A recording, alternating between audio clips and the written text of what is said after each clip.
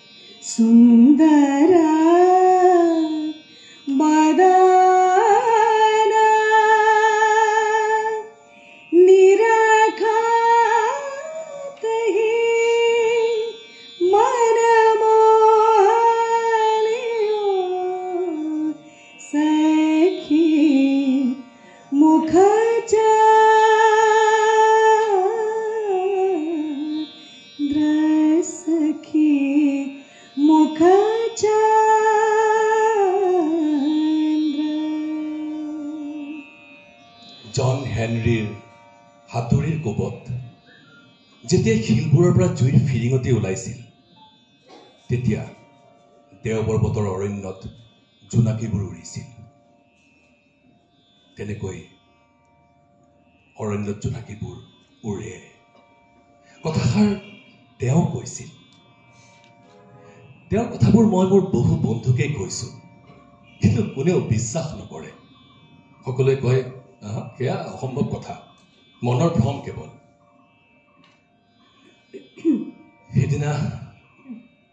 সেইদিনা বেছ গৰম পৰিছিল। মই আমজোপাৰ তলত বহিছিলোগৈ। আমজোপাৰ কাষেৰেই সৰু জান এটা বৈ গৈছে। তাতেই এনাইছ দিনৰ হেনৰী এণ্ড জুন নামৰ কিতাপখন মই পঢ়ি আছিলোঁ। বন্ধুহঁতে বিশ্বাস কৰিব নোখোজা কাহিনীটোও আৰম্ভ হৈছিল তাতেই। সেই মুহূৰ্ততেই মই শুনিলোঁ এক নাৰী কণ্ঠ। জন হেনৰীৰ হাতুৰীৰ কোবত যেতিয়া শিলবোৰৰ পৰা জুইৰ ফিৰিঙতিবোৰ উফৰি পৰে তেতিয়া দেওপাহাৰৰ অৰণ্যত জোনাকীবোৰ উৰে। একেদৰে একেই ছন্দত। তোমাৰ মুখত কবিতা এফাকি শুনাৰ পাছতেই তেনে ভাৱ এটাতেই তুলি আছোঁ এইকেইদিন। কিতাপৰ পৰা মূৰ তুলি চাইছিলোঁ মই। দেখিছিলোঁ মোৰ পৰা 10-12 খোজমান আঁতৰতে ৰৈ আছে এগৰাকী নাৰী। শেৱালি ফুলৰ দৰে শুভ্ৰ পাতল সাজ দেহত। মুখৰ কান্তিত যেন বহু হাজাৰ বছৰৰ মলিনতা আৰু কাৰুণ্য। মই হতবাক হৈ পৰিছিলোঁ। এই নাৰীক মই আগে বহুবাৰ দেখিছোঁ। ক'ত দেখিছোঁ যেন অতি চিনাকি মোৰ। কিন্তু ক'ত দেখিছোঁ মোৰ মনত নপৰিল। নাৰীগৰাকীয়ে এক সৰগীয় মাধুৰী সনা কণ্ঠেৰে ক'লে, ইমান আচৰিত হ'বলগীয়া একো নাই। জন হেনৰীৰ দেশত যেতিয়া পুৱাৰ বেলি ওলায় তেতিয়া আমাৰ ইয়াত ৰংবোৰ সামৰি বেলিটোৱে যোৱাৰ প্ৰস্তুতি চলায়। ঠিকেইতো, জন হেনৰীৰ দেশখন আমাৰ পশ্চিম দিশত। মই মনে মনে সময়টো হিচাপ কৰিলোঁ। ঠিকেই, তেওঁৰ হাতুৰীৰ কোববোৰ শিলত পৰাৰ সময়টো আমাৰ দেওপৰ্বতত জোনাকীবোৰে উৰিবলৈ আৰম্ভ কৰাৰ সময়। মই কিন্তু একেথৰে নাৰীগৰাকীলৈ চাই থাকিলোঁ। তেওঁ মোৰ চকুৰ আগেদি এখন হাত বোৱাই দিলে। তেওঁ হাতত পিন্ধা বিচিত্ৰৰঙী পাথৰৰ মণিবোৰ চিৰিককৈ বাজি উঠিল। বুজি পাইছিলোঁ মোৰ মনৰ জড়তা ভঙাৰ সেয়া তেওঁৰ এটা প্ৰচেষ্টা আছিল। বেছ কিছুপৰ মই নীৰৱে আছিলোঁ। তাৰ পাছত মোৰ মুখেৰে মাত ওলাইছিল। মই কৈছিলোঁ, কিন্তু আমেৰিকাৰ বাসিন্দা বুলি ক'লেও জন হেনৰী এক কল্পিত চৰিত্ৰহে। পল ৰবচনে গীতেও কৈছে সেই কাহিনী। John Henry was a steel driving man, carried his hammer all the time, and before he let that scoundrel beat him down, said he would die with his hammer in his hand. Said he would die with his hammer in his hand.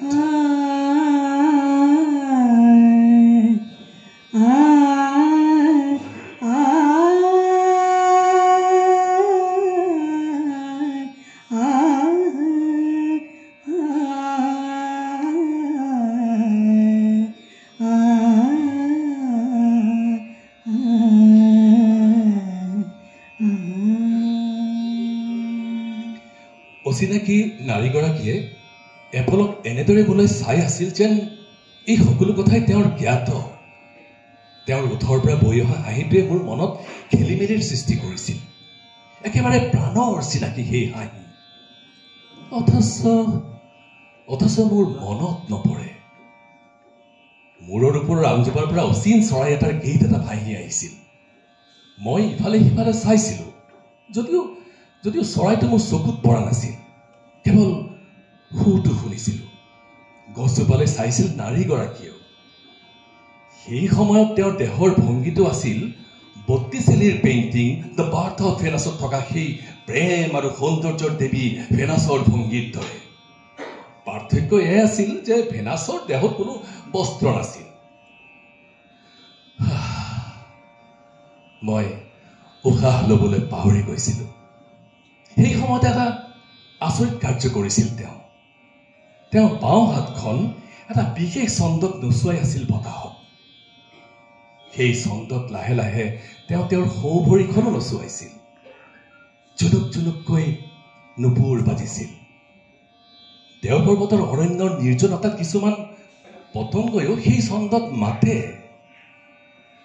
সেই ছন্দত নিজকে হেৰুৱাই কথাবোৰ ভাবি থাকোঁতেই দেখিলোঁ তেওঁৰ প্ৰসাৰিত হাতখনত এটি সৰু চৰাই উৰি আহি পৰিছে। বৰ ধুনীয়া চৰাই। ডেউকাৰ পাখিবোৰ ডাঠ নীলা, মাজে মাজে সেউজীয়া, বুকুখন ডাঠ ৰঙা। হাতখনত বহিয়েই চৰাইটোৱে সেই একেই সুৰ তুলিলে যিটো সুৰ অলপ আগলৈকে বাজি আছিল আমজোপাত।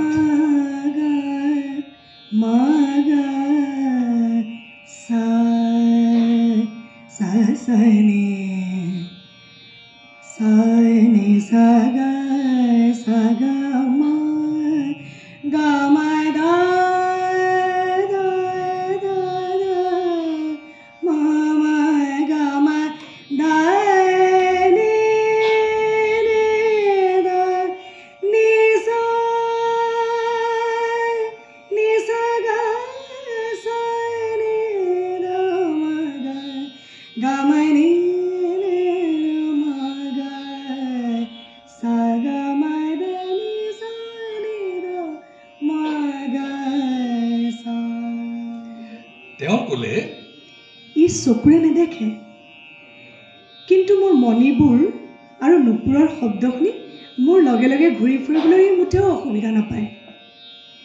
যোৱা বহাগৰ সময়ৰ কথা। ধুমুহাত সৰি পৰিছিল চৰাইটো, পাখি গজাই নাছিল। মোৰ চকুত পৰালৈকে পৰুৱাই তাৰ কোমল চকুকেইটা কুটি কুটি খাই পেলালে। আৰু তুমি তাক জীয়াই তুলিলা? মই ক'লো। মনে মনে ক'ব খুজিলোঁ যে তোমাৰ স্পৰ্শ পালেতো শিলো জীয়াই উঠিব, শিলবোৰো জীৱন্ত হৈ উঠিব।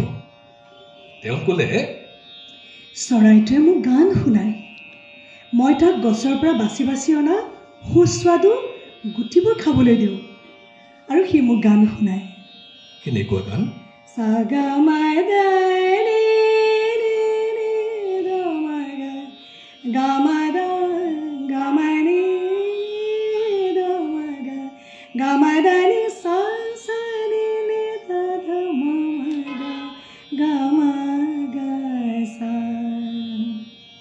চৰাইটো উৰি গুচি গ'ল। হাতত ৰোৱা হালধীয়া গুটিবোৰ নাৰীগৰাকীয়ে ছটিয়াই দিলে। তেওঁ সুধিলে, দেও পৰ্বতৰ শিখৰলৈ তুমি শেষবাৰ কেতিয়া গৈছিলা? কেতিয়া 2 দিন নে 3 দিন, মনত পৰিছে, 4 দিন হ'ল, ঠিক 4 দিন হ'ল।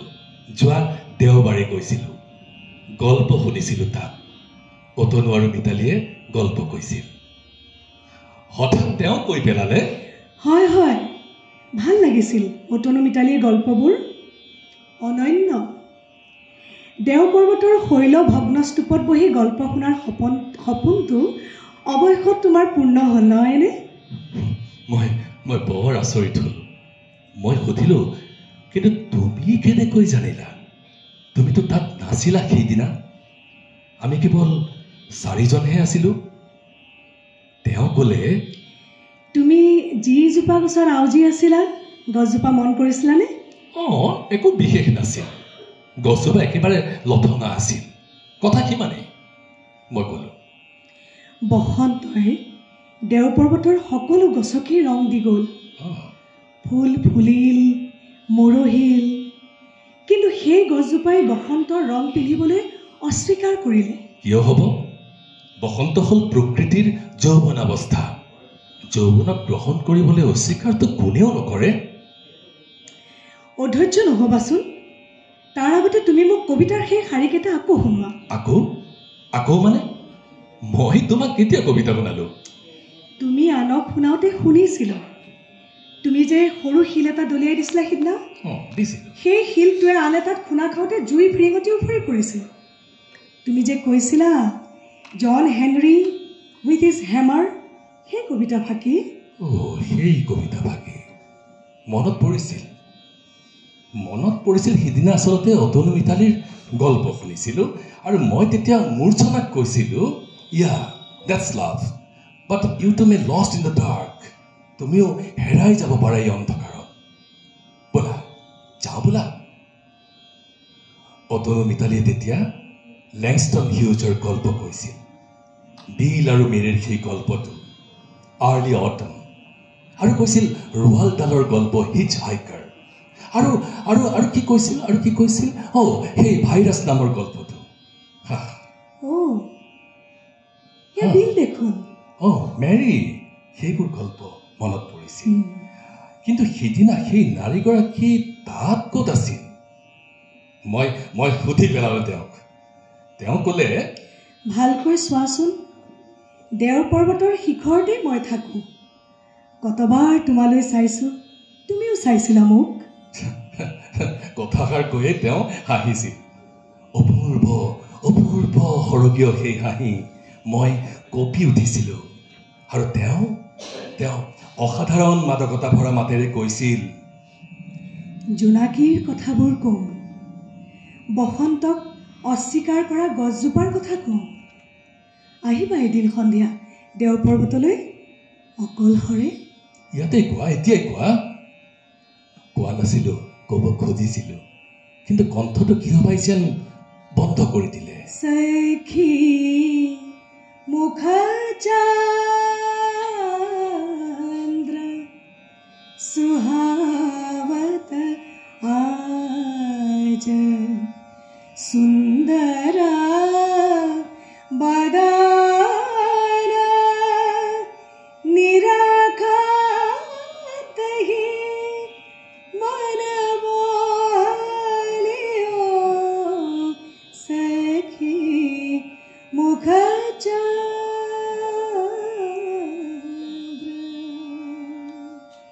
অৰ্ণৱ, ঐ পাগলা। পিছফালৰ পৰা অহা মাতটো যেতিয়া শুনিলোঁ, মই ঘূৰি চালোঁ। বিমান, মোৰ স্কুলৰ বন্ধু বিমান, তাৰ হাতত মোনা এখন। সি ক'লে, ইমান মাতিছোঁ, একোৱে ক'ব নোৱাৰো, তই টোপনি গৈছিলি? একোকে নকৈ তালৈ চাই থাকিলোঁ। কি আচৰিত, হঠাৎ অদৃশ্য হৈ গৈছে দেও পৰ্বতৰ সেই ৰহস্যময়ী অপ্সৰা। মই বিমানক সুধিলোঁ, তই মোৰ সৈতে কাকো দেখা নাছিলিনে? একো শুনা নাছিলিনে? সি ক'লে, কিবা কিবি শুনিছিলোঁ, তই টোপনিতে বকি থকা বুলি ভাবিলোঁ, আন কোনোতো নাছিল। তই বাৰু এটা চৰায়ে মাতি থকা শুনিছিলিনে? চৰাই, শুনিছিলোঁ। সৌ জোপোহাটোৰ পৰাই সেই মাতটো অহা যেন লাগিছিল।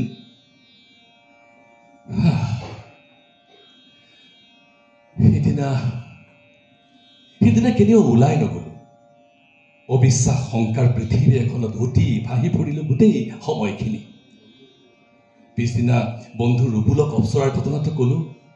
সি কৈছিল, কেৱল কিতাপৰ মাজত নাথাকিবা, ৰ'দলৈ ওলাবা, গৰমত মূৰত নেমুৰ ৰস দি ঠাণ্ডা পানীৰে ধুবা। মই যেন বলিয়া হ'বলৈ আৰম্ভ কৰিছোঁ। কথাবোৰ প্ৰশান্তক কৈছিলোঁ, অজিতক কৈছিলোঁ, সমৰক কৈছিলোঁ, কোনেও বিশ্বাস নকৰিলে। এইটো তেন্তে ড্ৰিম ৰিয়েলিটি কনফিউজন? মোৰ চিকিৎসক বন্ধু পবিত্ৰই মাথোন হাঁহিছিল, একো কোৱা নাছিল। সিদ্ধান্ত ললো সোনকালে এদিন দেও পৰ্বতৰ শিখৰলৈ যাম অকলে। তাৰিখটো মনত আছে মোৰ, 10 জুন। অসহ্যকৰ গৰমৰ দিন। মই পকী খটখটিবোৰ বগাব ধৰিলো এটা এটাকৈ। গধূলি হৈছে। পতংগৰ মাত নে সেই অপ্সৰাৰ নুপুৰৰ শব্দ, সেই শব্দত মুখৰিত দেও পৰ্বতৰ চৌপাশ। মই এচটা শিলত বহিলো। সৰু শিল এটা হাতত লৈ মই চৌপাশে সিঁচৰিত হৈ থকা শিলবোৰলৈ দলিয়াই দিলো। স্বাভাৱিক কথা, শিলবোৰত খুন্দা খাই তাৰ পৰা জুইৰ ফিৰিঙতি উফৰিছিল। লগে লগে উই চিৰিঙা নে নুপুৰৰ শব্দবোৰ বন্ধ হৈ গৈছিল। মই বহা শিলচটাৰ পৰা 20 ফুটমান দূৰৈত আছিল প্ৰাচীন মন্দিৰৰ সেই আধাৰটো। তাতেই আছিল উৰন্ত অপ্সৰাৰ ভাস্কৰ্যবোৰ উপবৃত্তাকাৰ এটা শাৰীত। হঠাৎ অপাৰ্থিব স্নিগ্ধ কোমল জোনাকৰ ঢল নামিছিল দেও পৰ্বতৰ শিখৰত। মই গছবোৰৰ ফাকেৰে জোনটোক বিচাৰিবলৈ আৰম্ভ কৰিলো। দেখিলো ডাৱৰ ফালি ওলাই আহিছে জোন। জুনুক জুনুক, চিৰিক চিৰিক, জুনুক জুনুক, চিৰিক চিৰিক, জুনুক জুনুক, চিৰিক চিৰিক। আৰম্ভ হৈছিল বন্য সংগীত। মই বিভোৰ হৈ চাই আছিলো। জুনুক জুনুক, চিৰিক চিৰিক, জুনুক জুনুক, চিৰিক চিৰিক।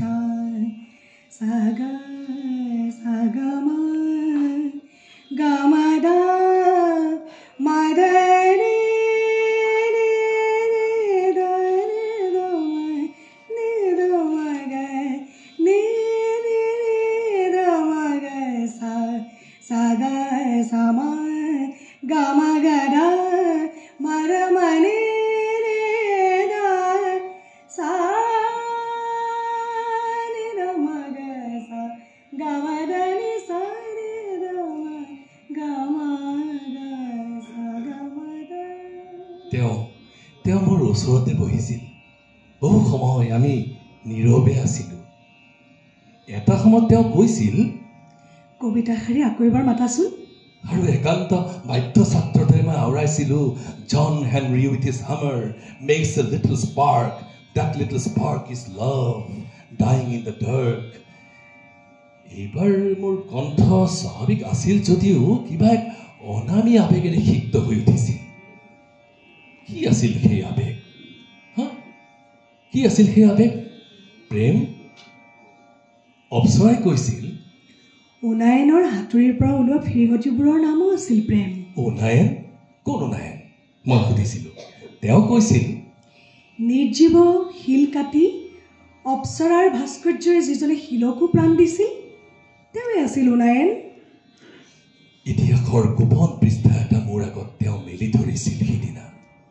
1000 বছৰৰ আগৰ কথা। মনৰ আনন্দত পৰ্বত শিখৰলৈ উঠি অহা মানুহকেইজনক দেখা পাই নাচ সামৰি গছৰ আঁৰৰ পৰা তেওঁ মানুহবোৰলৈ চাই আছিল। কথাবোৰ শুনিছিল তেওঁ। তেওঁ বুজি উঠিছিল যে সেই পৰ্বত শিখৰতেই এটা মন্দিৰ নিৰ্মাণ হ'ব। মন্দিৰৰ শৈল আধাৰটো দুৰন্ত অপ্সৰাৰ ভাস্কৰ্য থাকিব। বেৰ আৰু খুঁটাবোৰত দেৱ দেৱীৰ মূৰ্তি থাকিব। ওপৰৰ শিলৰ চন্দ্ৰাতপত এপাহ বিশাল পদুম ফুল থাকিব। এজনে কৈছিল যে অপ্সৰাৰ মুখৰ অৱয়ৱটো কিন্তু ৰাণীৰ দৰে হ'ব লাগিব। কিন্তু উনায়ন নামৰ সেই ডেকাজনে বিৰক্তিৰে কৈছিল, উৰন্ত অপ্সৰাৰ ভাস্কৰ্যত সেই হাঁহিব নজনা খঙাল মুখৰ ৰাণীজনীৰ মুখখন ভাল লাগিব জানো, খাপ খাব জানো? অপ্সৰাই উনায়নৰ আগত দেখা দিছিল। সেই প্ৰথম দৰ্শনেই অনুৰাগৰ জোৱাৰ আনিছিল উনায়নৰ মন সাগৰলৈ। নিপুণ শিল্পীজনে মুহিছিল অপ্সৰাকো। তাৰ পাছত দিন ৰাতি একাকাৰ কৰি শিলত অপ্সৰাক তুলি গৈছিল উনায়নে। নিশা যেতিয়া উনায়নে শিলত হাতুৰি মাৰিছিল, অপ্সৰাই দেখিছিল শিলবোৰৰ পৰা ফিৰিঙতি উৰিছে, ফিৰিঙতি উৰিছে, ফিৰিঙতি উৰিছে। সমান্তৰালভাৱে দেও পৰ্বতৰ জোনাকীবোৰ একাকাৰ হৈ পৰিছে। জোনাকী আৰু ফিৰিঙতি। पगरे गबरे सगरे नि पगरे नि पसा लागी लगन सखी पति संग लागी लगन पति सखी संग लागी लगन पति सखी संग लागी लगन। সেই ভিনিয়তীৰ নাম প্ৰেম আছিল। মোৰ সন্মুখত কথাবোৰ কৈ থাকোঁতেও অপ্সৰাৰ চৌপাশে জোনাকী উৰিছে। তেওঁৰ ঘন কৃষ্ণবৰ্ণ চুলিৰ মাজতো ঢিবিক ঢামাক জ্বলিছে অলেখ জোনাকী। মই সুধিলোঁ, তাৰ পাছত? অপ্সৰাৰ ভাস্কৰ্যবোৰত নিজকে দেখা নাপাই ৰাণী ক্ৰুদ্ধ হৈ উঠিছিল। তেওঁ লগে লগে সকলো ভাস্কৰ্য ভাঙি পেলাবলৈ নিৰ্দেশ দিছিল। কিন্তু সেই নিৰ্দেশ মানি ল'বলৈ উনায়ন প্ৰস্তুত নাছিল। ৰাণীৰ নিৰ্দেশ নমনাৰ পৰিণতি আছিল ভয়ংকৰ। সৈনিকে তেওঁ শিৰচ্ছেদ কৰিছিল। অৱশ্যে ৰজাই ভাস্কৰ্যবোৰ ধ্বংস হ'বলৈ নিদিলে। সেই ভাস্কৰ্যৰে ৰজাই মন্দিৰৰ আধাৰটো গঢ়ি তুলিবলৈ নিৰ্দেশ দিলে। মই মাজতে সুধিলোঁ, আৰু গছজোপাই যে বসন্তৰ ৰং গ্ৰহণ কৰিবলৈ অস্বীকাৰ কৰিছিল সেই কথাটো? তেওঁ কৈছিল, এই ঠাইতে সমাধিস্থ কৰা হৈছিল উনায়নৰ দ্বিখণ্ডিত শৰীৰটো। সেই সমাধিৰ পৰাই মই জীয়াই তুলিছিলোঁ এজোপা বৃক্ষ। উনায়নক মই বৃক্ষলৈ ৰূপান্তৰিত কৰি জীয়াই ৰাখিবলৈ চেষ্টা কৰিছিলোঁ। সেয়া বসন্তৰ সময় আছিল। বসন্তৰ ৰং উনায়নে কেনেকৈ গ্ৰহণ কৰিব? গাপানি সাগৰে নি পগৰে নি পা সাগা পা গাপানি পগৰে গাপানি সাগৰে নি পগৰে গাপানি নি পা সা। বিষাদ গধুৰ দৃষ্টিৰে মই চাই আছিলোঁ সেই অপ্সৰাৰ ফালে। বহু সময় নীৰৱে। তেওঁৰ কথাও শেষ হৈ আহিছিল। কেৱল বাজি আছিল অৰণ্য সংগীত, নিশাচৰ পক্ষীৰ থেউকাৰ শব্দ, কুৰুলি, ঐচিৰিঙা আৰু আন পতংগবোৰৰ বিচিত্ৰ মাত, হাতৰ মণি আৰু নুপুৰৰ শব্দ, চিৰিক চিৰিক চিৰিক চিৰিক চিৰিক চিৰিক। জুই ফিৰিঙতিৰ দৰে উৰিছিল জোনাকী। মই এখন হাত মেলি দিছিলোঁ আৰু তাতে আহি পৰিছিল সেই জোনাকী। সাগা পা গাবানি পাগা গাবানি নি নি নি পাগা গাবা গাবানি পা গাবা সানি পগৰে নি পা সা। মোৰ সন্মুখৰ অৱয়ৱটো ক্ৰমশঃ অস্পষ্ট আৰু ধূসৰ হৈ আহিছিল। মই মোৰ হাতত থকা জোনাকীটো চাই উপলব্ধি কৰিলোঁ সেই উনায়নৰ হাতুৰিৰ পৰা ওলোৱা ফিৰিঙতিৰ দৰে। জন হেনৰীৰ হাতৰ পৰা, জন হেনৰীৰ হাতুৰিৰ কোবৰ পৰা ওলোৱা সেই ফিৰিঙতিৰ দৰে সকলো শ্ৰমিকৰ হাতুৰিৰ কোবত ওলোৱা ফিৰিঙতিবোৰতো সেই প্ৰেমেইটো আছে। হয়, দিনটো 10 জুন আছিল। সেই দিনটোতেই দেও পৰ্বতে মোক এজন প্ৰেমিকলৈ ৰূপান্তৰিত কৰিলে। মই হৈ পৰিলোঁ পৃথিৱীৰ প্ৰেমিক। হয়, মই হৈ পৰিলোঁ পৃথিৱীৰ প্ৰেমিক। হে চিৰ সুন্দৰ আহা ঋতুৰাজ, ওপৰ বসন্ত ঋতুৰাজ বসন্ত। আহা হে চিৰ সুন্দৰ আহা ঋতুৰাজ বসন্ত। গছে গছে ডালে ডালে দিয়াহি এবাৰ বাকী, গছে গছে ডালে ডালে দিয়াহি এবাৰ ঢালি, সুৰৰে সুষমা অনন্ত। আহা হে